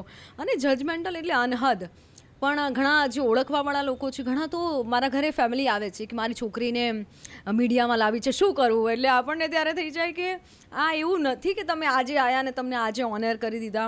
લોકો બધાને એ પણ કેવું છે, ઓનર કરતાં પણ વાર લાગે છે ઓન સ્ક્રીન લાવતા. એમ તમને મહેનત કરાવે, પ્રેક્ટિસ કરાવે, પછી તમારા ઓન સ્ક્રીન તમે કેવા લાગો છો, તમારું કઈ રીતે છે, એ જોયા પછી ઓનર લાવે. એક તમે જે વચમાં વાત કહી કે રૂપાળા દેખાય છે એટલે આવી ગયા, એના પરથી હું એક પ્રશ્ન કરીશ કે શું એટલું ઇઝી હોય છે કે ત્યાં જે ખુરશી છે એના પર બેસી ગયા અને લાઇટ ચાલુ થઈ, કેમેરો ચાલુ થયો અને બોલવા લાગ્યા? શું એટલું ઇઝી છે? બિલકુલ ઇઝી નથી. કહું જ છું ને કે આની પાછળની દુનિયા વિશાળ છે. અને મને એમ થાય છે કે ઘણી વખત સ્કૂલ કોલેજમાં પ્રવાસ હોય ને, એવો એક મીડિયાનો પણ પ્રવાસ રાખવો જોઈએ કે પાછળની દુનિયા જોવે. પાછળ ઘણા લોકો કામ કરતા હોય છે. એડિટર છે, વિડીયો એડિટર છે, પછી પ્રોડ્યુસર છે, પ્રોગ્રામ પ્રોડ્યુસ કરે, પછી આરઓ એટલે કે રન ઓર્ડર પર બેઠા હોય, પીસીઆર એટલે પ્રોડક્શન કંટ્રોલ રૂમ. આવા બધા જ ટીમથી એન્કર પ્રેઝન્ટ કરે છે ન્યૂઝ, અને એ રીતે ન્યૂઝ થતા હોય છે. એટલે એન્કરની જવાબદારી એ સમય વધી જાય છે કે પાછળ 100 લોકો કામ કરે છે ને ત્યારે આપણે એક ન્યૂઝ આપીએ છીએ. ભલે ટીવી સ્ક્રીન પર એન્કર રિપોર્ટર આમ બોલે છે અને આપણે જોતા હોઈએ છીએ, પણ પાછળ આટલા બધા લોકો કામ કરે છે. જેમ કે એક ન્યૂઝ લખાઈ, હવે એ ન્યૂઝ લખાયા પછી એને એડિટ કરે, પછી એને એક આરોમાં હેન્ડલ કરે કે આજે પેલા અમદાવાદની ન્યૂઝ બ્રેકિંગ છે તો પેલા અમદાવાદના આવશે, પછી એ આરો પ્રમાણે રન ઓર્ડર બને કે કઈ ન્યૂઝ પહેલાં લેવી, એ આખી બને. એને એડિટ કરે, એટલે વિડીયો એડિટર પણ હોય એડિટ કરવાવાળા. પછી એ રન ઓર્ડરમાં જાય, પછી ટીપી હોય છે. ઘણા લોકોને એ પણ છે કે કઈ રીતે હોય છે, મોઢે બોલીને આ ન્યૂઝ આપતા હોય. તો આજે હું કહું કે ના મોઢે બોલવાનું નથી હોતું, એટલે પોતાની ઈચ્છા પડી અને બોલી દીધું એવું નથી હોતું. 4 લાઈન આપણી સામે હોય, 2 લાઈન બ્રેકિંગ આવે તો 2 લાઈન, અને એમાંથી આપણે એડિટ કરવાનું. એટલે આપણું જે નોલેજ છે, આપણી રીતે કઈ રીતે બોલી શકીએ છીએ, એ 2 લાઈન બોલતું જવાનું, થોડું 2 લાઈનને આગળ પાછળ થોડું આપણું એડ કરવાનું. જ્યાં સુધી રિપોર્ટરનો ફોનો ના જોડાય, રિપોર્ટર ના જોડાય ત્યાં સુધી બોલવાનું. પછી રિપોર્ટરના ફોનો જોડાય, પછી આપણે કહીએ કે મારી સાથે સંવાદદાતા સ્મિત જોડાઈ ચૂક્યા છે. પછી તો સ્મિત આ મામલામાં શું વધુ અપડેટ્સ ને એવી રીતે હું પૂછું છું.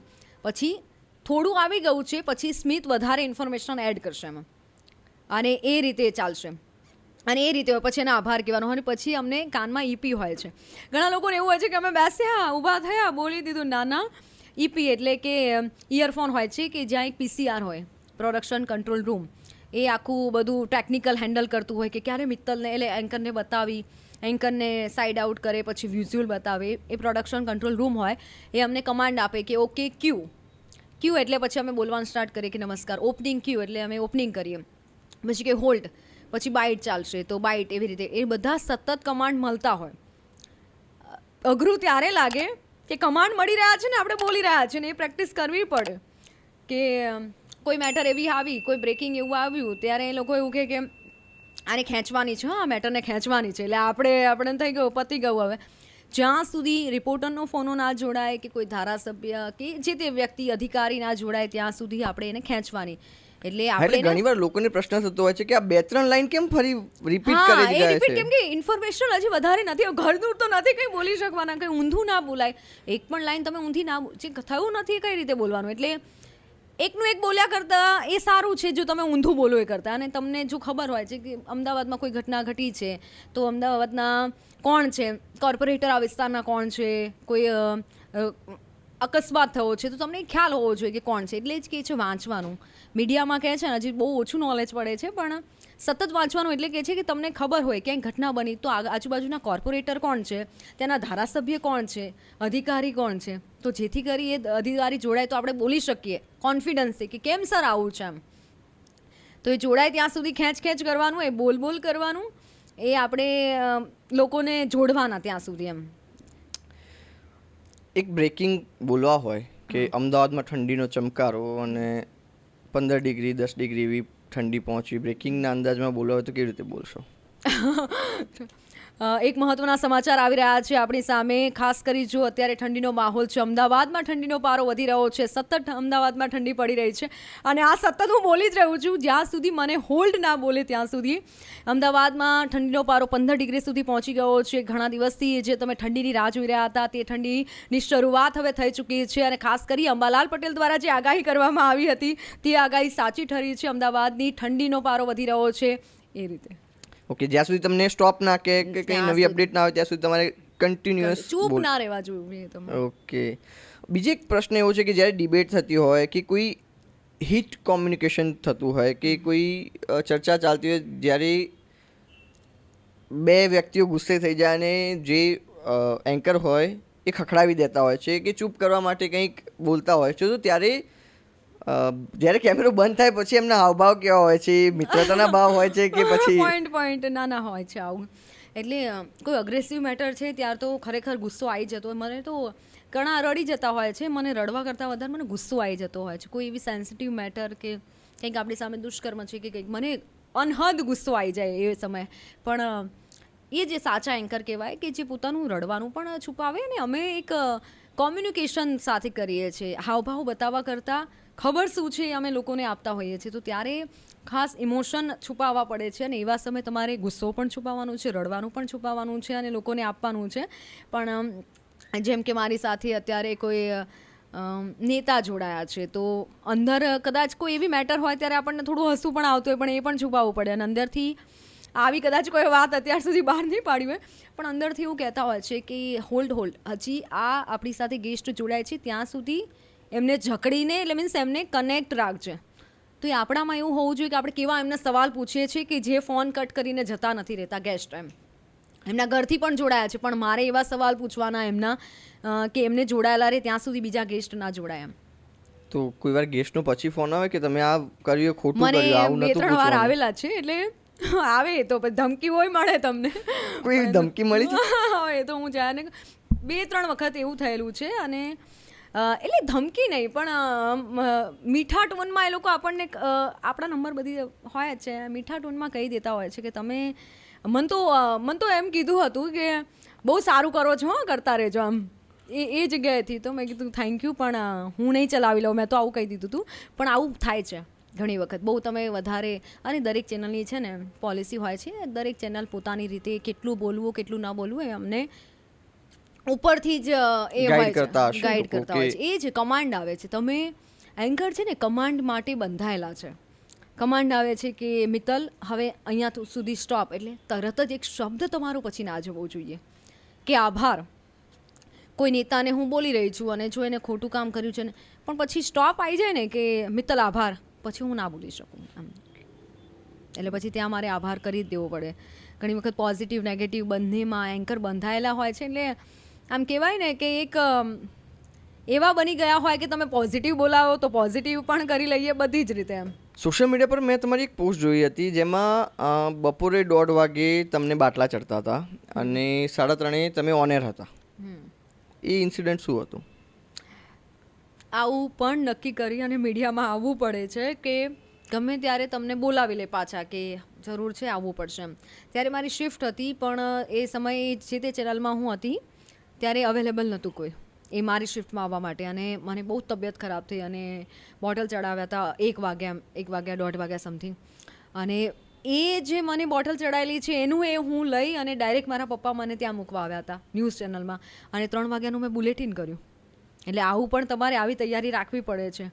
અને એમ કહેવાય ને કે આમ બુલેટિન છે અને તમારે જવું પડે, પણ ત્યારે મનમાં એવું થાય કે ચલો કામ છે કરી લઈશું, ગમતું કામ છે, એટલે એમાં તમને વધારે એ ના થાય. તો ઘણીવાર એવું થતું હશે કે અંદર કંઈક અલગ ચાલતું હોય, પરંતુ ન્યૂઝ આપવાની છે તો ચહેરા પર એ હાવભાવ, એ દુઃખ દર્દ ન લાવી શકે, તો એ કેવી રીતે કંટ્રોલ કેવી રીતે કરો? હા, એટલે કાઇન્ડ ઓફ એન્કર છે ને હવે એક્ટિંગ કરતા થઈ ગયા છે ને એક્ટિંગ કરવી પડે છે. કેમ કે વિચારો કે આપણા 365 દિવસ સરખા નથી રહેવાના. ક્યારેક એવો સમય આવે કે ક્યારેક ના ગમતું હોય, ઘરથી રડ્યા હોય કે ક્યાંક બહારથી કોઈ એવી પ્રોબ્લેમ હોય કે કંઈ પણ થયું હોય, એવા સમયે તમારે એક્સપ્રેશન તમારા બહુ સારા આપવાના છે. તમારી ન્યૂઝમાં એવું દેખાવું ના જોઈએ કે તમે ચિંતામાં છો કે કંઈ. તમારે ત્યાં, અને મારું એવું છે કે હું સ્ટુડિયોને પગે લાગી અને અંદર જઉં છું એટલે બહારનું બધું જ બહાર મૂકીને જઉં છું, તો જ કરી શકીએ એમ. તો એવા સમયે પણ તમારે કરવું પડે કે લાઈફમાં કંઈ પણ ચાલતું હોય પણ એવા સમયે તમારે હસી અને બ્રેકમાં સેટ થઈ જવાનું, પણ પછી તો હસી અને વેલકમ બેક કરવું પડે છે. એ બ્રેક વાળો પણ લોકોને બહુ જ પ્રશ્ન હોય છે કે બ્રેક જ્યારે એડવર્ટાઇઝ આવે ત્યારે એન્કર શું કરે છે? કરતા હોય છે? અમે પાણી પીતા હોઈએ છીએ અને ફોન મચેડતા પહેલા જ એન્કર બ્રેક કે હાલ સમય થયો છે વિરામનો, આપ જોડાયેલા હો ઝી 24 કલાક સાથે એમ. પછી તરત જ ફોન લઈ લેશે એન્કર, અથવા તો પાણી પીતા હશે, એ બધા એન્કર એ કરતા હોય છે ત્યારે.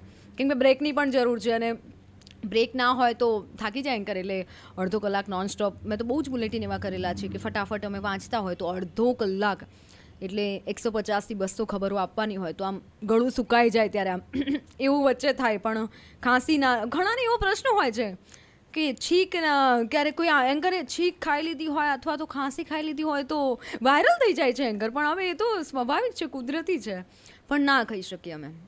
ઓફિશિયલી અમારે હાથ બતાવી દેવાનો નીચેથી આમ કે મને આવું છે, તો વિઝ્યુઅલ આવી જાય ફૂલ સ્ક્રીનમાં, અને પછી એટલે અમે ના ખાઈ શકીએ એમ. પણ આવી જાય તો કંઈ નહીં, થઈ જાય ક્યારેક. અને એન્કર જે હોય છે એમને એન્કરિંગ સિવાય બીજું કંઈ કામ કરવું પડે છે? હોય જ છે, બધાને એવું છે.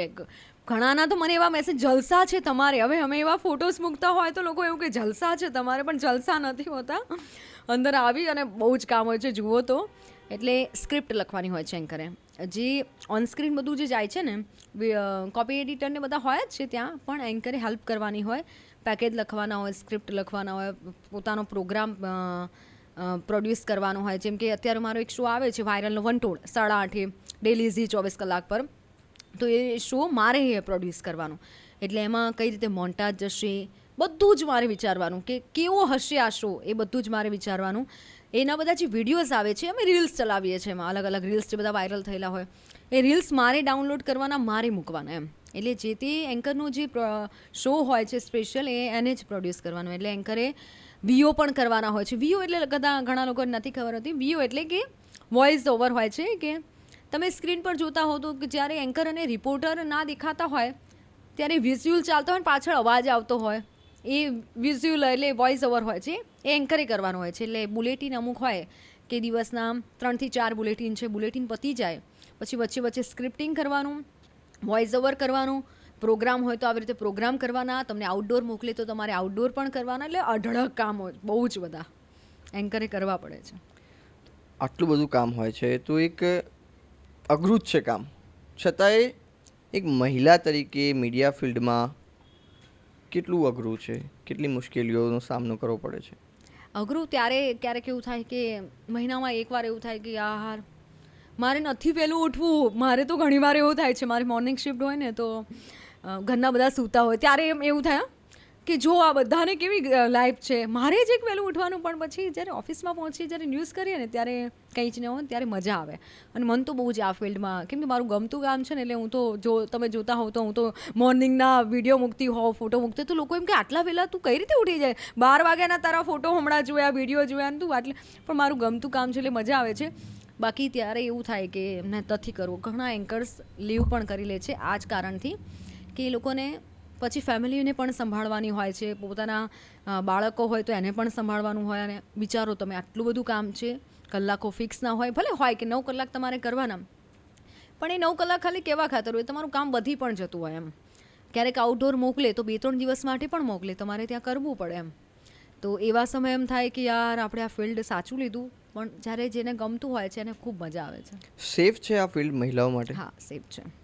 એટલે સેફ છે એટલે એ રીતે કહી શકું કે અત્યારે કોર્પોરેટ જે ફિલ્ડ છે ને, તમને ખબર જ હશે કે કોર્પોરેટમાં જે પ્રમાણેની પોલિટિક્સ ચાલી રહી છે, દરેક, એવું નથી કે ચેનલમાં, કોર્પોરેટ ફિલ્ડમાં અત્યારે વધી રહ્યું છે. પણ એ જે પોલિટિક્સ ચાલી રહી છે, જે કરે છે, વધારે નથી ટકતા. એ પછી મીડિયામાં હોય, કોર્પોરેટ ફિલ્ડમાં હોય કે જેને સસલાની ચાલે ચાલી રહ્યું છે, જલ્દી આગળ વધવું છે.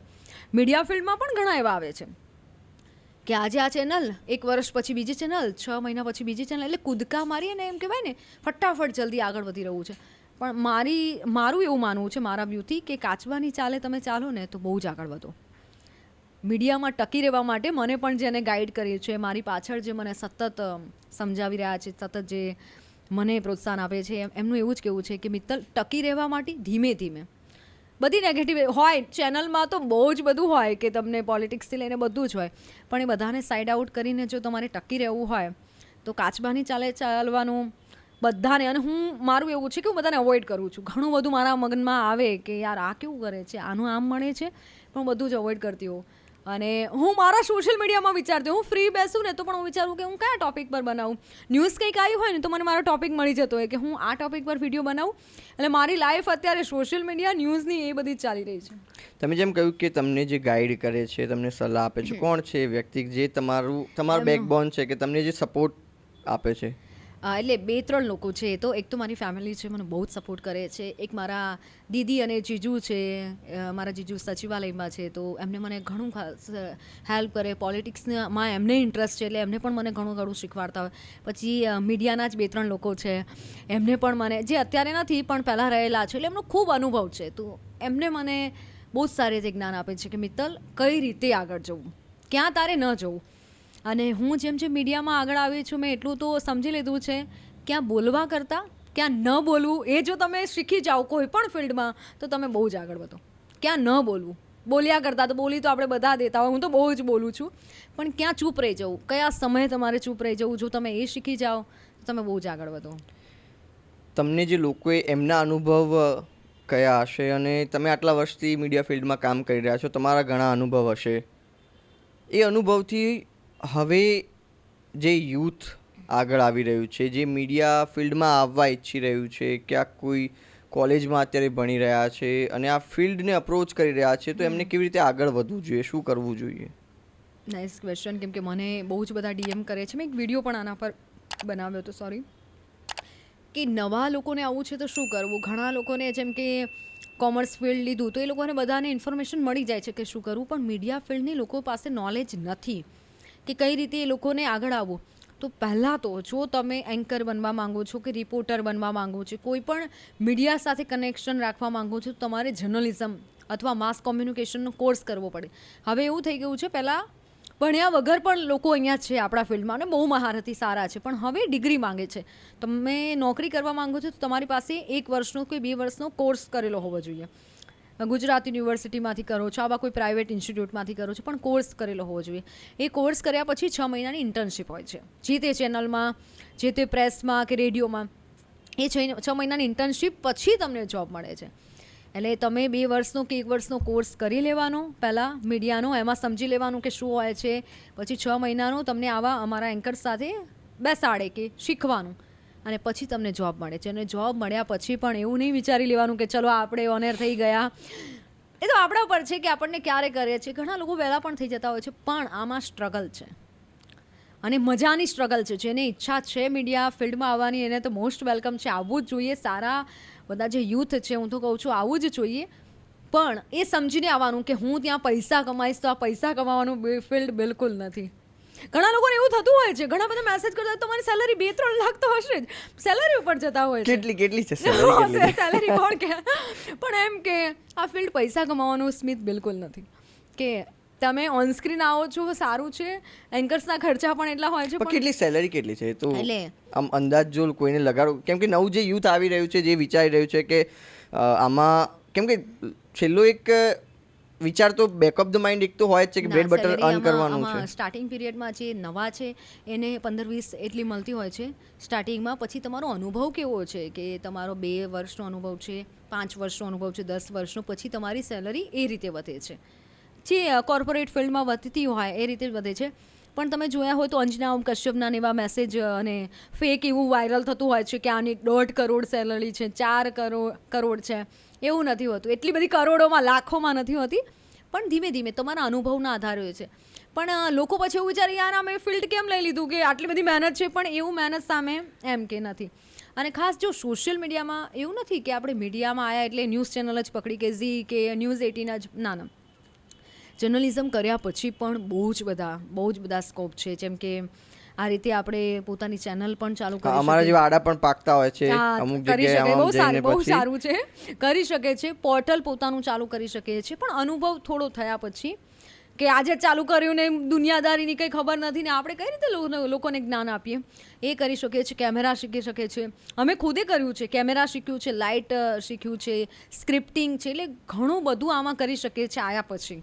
એવું નથી કે એન્કર રિપોર્ટર જ બનવું, પણ ઘણું બધું પાછળ છે. એટલે જે કોર્સ કરે છે લોકો, શું તૈયારીઓ રાખવી જોઈએ? કારણ કે અમુક વાર જ્યારે એક 12મા ધોરણમાં ભણતો છોકરો કે છોકરી કે કોલેજના પહેલા બીજા ત્રીજા વર્ષમાં લોકો તરફથી કહેવામાં આવે કે તું સારો દેખાય છે, તારે આવું કંઈક કરવું જોઈએ, કે તું સારું બોલે છે, કે અમુક વાર આપણને પણ અંદરથી હોય કે મને બોલવામાં મજા આવે છે તો મારે કરવું જોઈએ, પણ એની સામે શું તૈયારીઓ રાખવી જોઈએ આ ફિલ્ડમાં આવતા પહેલા? હા, એ જ કે તૈયારી એ છે કે આજથી જ જો તમે એવું વિચારો છો કે તમે મીડિયામાં આવવા માંગો છો, એન્કર રિપોર્ટર બનવા માંગો છો, મેં વિડીયો બનાવ્યો, મેં એમાં પણ કીધું હતું આજથી તમે ન્યૂઝપેપર વાંચવાનું ચાલુ કરો, ટીવી જોવાનું ચાલુ કરો.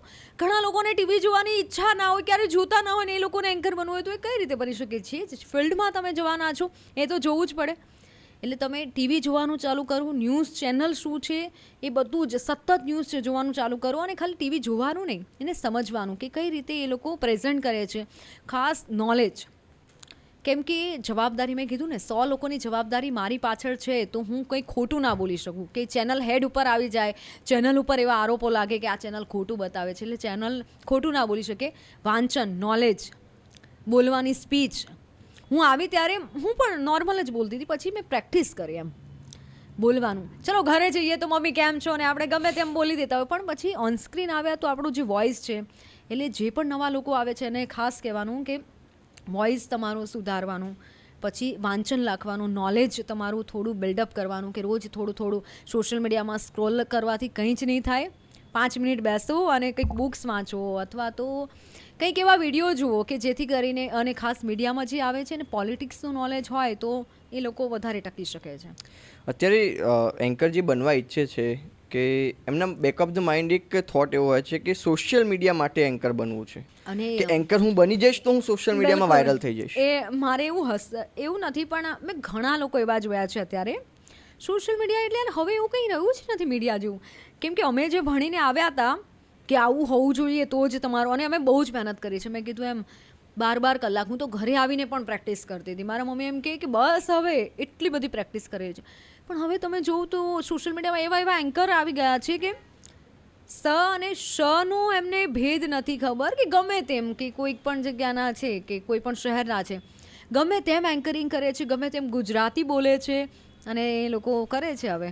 અને આવી ચેનલો ઘણા લોકોએ એવી ખોલેલી છે કે તમે ગયા બહાર કે તમને આમ કંઈક પૂછતા હોય પણ ગમે તે રીતે હવે ચાલુ છે. એટલે હવે એવું રહ્યું નથી કે એન્કર જેવું અને એન્કરમાં આવી ક્વોલિટી હોવી જોઈએ. સોશિયલ મીડિયાથી ઘણું બદલાઈ ગયું છે, પણ મારું એવું માનવું છે કે જો તમે સોશિયલ મીડિયાની કોઈ ચેનલ પણ ખોલવા માંગો છો, કોઈ અકાઉન્ટ કરવા માંગો છો, મારા જેવા વિડીયો બનાવવા માંગો છો, તો થઈ શકે એટલું સાચું બોલો અને સ્પષ્ટ લોકોને ખબર પડવી જોઈએ. 5 વિડીયો મૂકવા કરતાં એક વિડીયો આપણો એવો હોવો જોઈએ કે લોકોને ખબર પડે કે આ શું કહેવા માંગે છે, લોકોને હેલ્પ થાય એવો.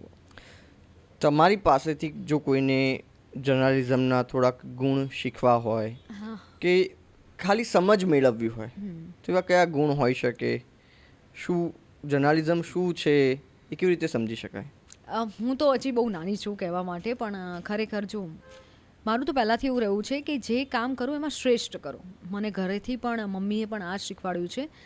જે ફિલ્ડમાં જાઓ એવું નથી કે કાલે કોઈ કદાચ હું બીજા ફિલ્ડમાં હોત તો પણ એમાં હું કરત એમ. અને હજુ મારા જે ગોલ છે એમાં એ જ છે કે હું નંબર 1 ના બનું તો કંઈ નહીં, પણ હું મારી રીતે પરફેક્ટ હોવી જોઈએ, હું શ્રેષ્ઠ કરતી હોવી જોઈએ કે 2 લોકો પણ મારું નામ લે તો એવું કે ના એ વ્યવસ્થિત કરે છે એમ.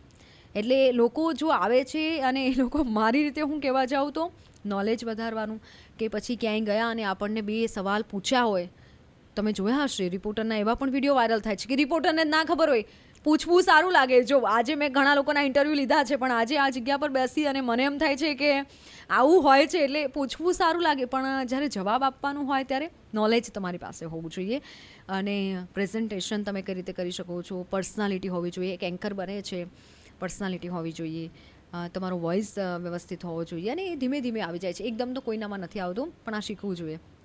સોશિયલ મીડિયાની વાત કરું તો ઘણા એવા લોકો છે કે જે સોશિયલ મીડિયામાં ટાઈમ વેસ્ટ કરે છે સ્ક્રોલિંગ પાછળ, પણ એવા લોકોને કહેવું છે કે તમારી પણ ચેનલ ચાલુ કરો અથવા તો તમારા પણ એવા વિડીયો બનાવો કે જેથી ફાયદો થાય, કંઈક પર્સનાલિટી એમની ડેવલપ થાય કે કંઈક નવા ક્ષેત્રમાં એ આગળ વધી શકે. અને તમે વચ્ચે એક વાત કરી કે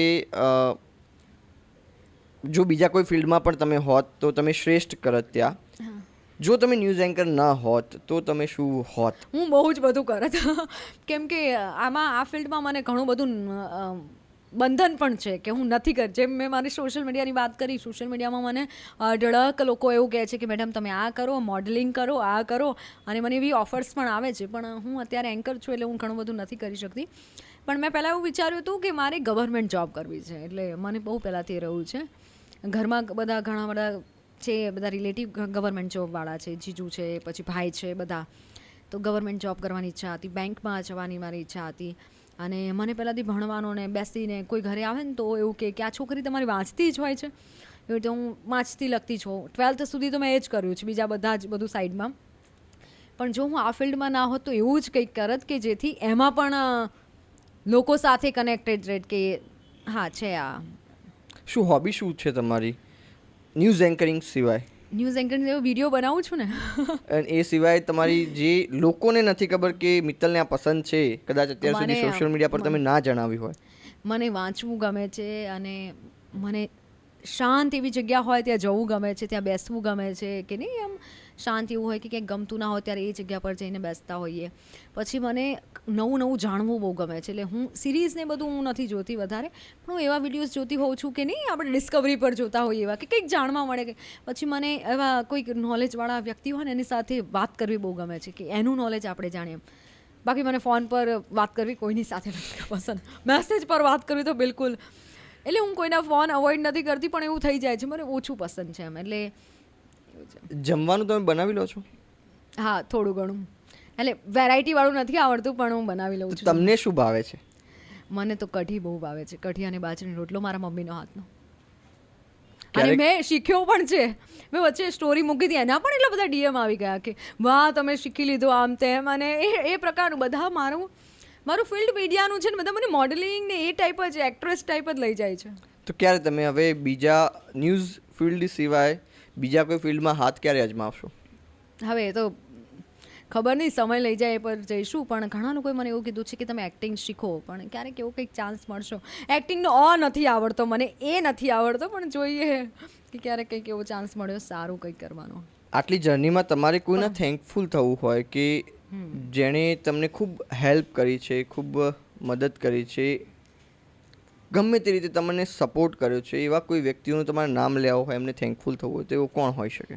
એવા મારી ફેમિલી છે, બહુ જ સપોર્ટ મળ્યો છે. એટલે અમે બહુ જ નાના સ્ટેજ ઉપરથી ધીમે ધીમે આવ્યા છે. એટલે મમ્મી પપ્પા, ભાઈ બહેન, મારી નાની સિસ્ટર છે, બધી જ વાતો, અમે ફ્રેન્ડ જ છે. મારા ફ્રેન્ડ્સ ઓછા છે પણ જે છે એ બધા જ, અને મારી બંને સિસ્ટર છે એને હું બેસ્ટ ફ્રેન્ડ માનું છું. એટલે એ લોકોને હવે મીડિયા વિશે ખબર પડી ગઈ છે કે કોણ છે મીડિયામાં, કોણ નથી, એ બધું જ એમને ખબર હોય છે. તો એ મારા મમ્મી પપ્પા, ભાઈ બહેન અને મારી સિસ્ટર જે બંને છે એનું બહુ જ એમનો સપોર્ટ મળ્યો છે. એટલે દરેક રીતે મને એ લોકો ગાઈડ કરતા હોય. મારા બુલેટિન જોતા હોય તો એ લોકો એવું કે તારે હવે આ કરવાની જરૂર છે, તું છે આવી રીતે બોલે છે. એટલે બધું જ એ લોકો માઇક્રો ઓબ્ઝર્વેશન કરતા હોય છે અને એ લોકો મને કહેતા હોય છે. ને પહેલાં તો મારી ફેમિલી અને પછી જે પણ મારી સાથે ઘણા લોકો આવ્યા ગયા, બધા જ એ લોકોનો થેન્ક યુ કે જેથી એ લોકોએ કંઈકનું કંઈક શીખવાડ્યું. આપણા જીવનમાં કંઈ પણ લોકો કોઈ પણ આવે છે કંઈક શીખવીને જાય છે, હું એવું માનું છું. છતાં પણ ભલે રહ્યા પણ એને કંઈક શીખવાડ્યું છે આપણને, અને એ શીખથી જ આપણે આશા રાખીએ કે આગળ ના એવું કંઈક કરીએ. Thank you so much Mittal, તમે થેન્ક યુ વેરી મચ. જે તમારી જર્ની શેર કરી, ઘણી બધી વાતો કરી, એમાં તમે જે રીતે વ્યક્ત કર્યું જર્નાલિઝમમાં જે ડિફિકલ્ટીઝ છે તમે કેવી રીતે એને ફૂલફિલ કરો છો, કેવી રીતે ફેમિલી તમને સપોર્ટ કરે છે, અને નવા કોઈ વ્યક્તિને જર્નાલિઝમમાં પ્રવેશ કરવો હોય તો કેવી રીતે કરી શકાય અને શું શું તૈયારીઓ સાથે કરી શકાય. થેન્ક યુ સો મચ, તમે આ સમય આપ્યો, ખૂબ મજા આવી તમારી સાથે વાત કરીને. Thank you so much. Thank you very much Smit. અને હું આશા રાખું છું કે આ પોડકાસ્ટ જોયા પછી આપણા બધાની સાથે લોકો કનેક્ટેડ વધારે રહે, અને જે પણ લોકોને મીડિયામાં આવવું છે તે લોકો હવે સમજી ગયા હશે કે મીડિયામાં જવું કે ના જવું, અને મને પણ લોકો સમજી ગયા હશે. મને મારા જે વિડીયોઝ છે એ લોકો સુધી પહોંચે એવો જ મારો આશય હોય છે. Thank you so much Mittal. Thank you very much.